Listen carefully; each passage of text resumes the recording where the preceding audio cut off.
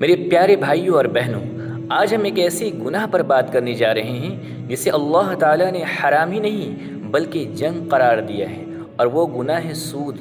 آج کا انسان کہتا ہے یہ تو نارمل بات ہے، سب کرتے ہیں، لیکن سوال یہ ہے اللہ کیا کہتا ہے، نبی صلی اللہ علیہ وسلم کیا فرماتے ہیں؟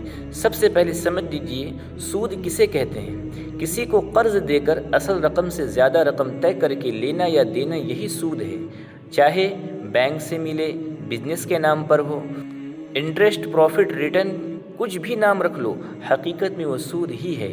قرآن مجید میں اللہ تعالیٰ فرماتے ہیں جو لوگ سود کھاتے ہیں وہ قیامت کے دن ایسے اٹھیں گے جیسے شیطان نے پاگل بنا دیا ہو۔ ذرا سوچئے، شیطان کے مارے ہوئے انسان جیسی حالت، یہ ہے سود خور کا انجام۔ پھر اللہ فرماتے ہیں اگر تم سود سے باز نہ آئے تو اللہ اور اس کے رسول کی طرف سے جنگ کا اعلان سن لو۔ اللہ نے تجارت کو حلال کیا اور سود کو حرام کیا۔ ناظرین، دنیا میں کون ہے جو اللہ سے جنگ جیت سکتا ہے؟ یہی وجہ ہے گھروں سے برکت اٹھ جاتی ہے، کمائی آتی ہے مگر سکون نہیں، بیماریاں، پریشانیاں، بے چینی بڑھتی ہے۔ یہ سب سود کی نحوست ہے۔ آج کے پارٹ میں اتنا ہی، اگلے پارٹ میں سنیں گے سود پر نبی صلی اللہ علیہ وسلم کی احادیث، کیوں سود صرف فرد نہیں پورے معاشرے کو تباہ کرتا ہے۔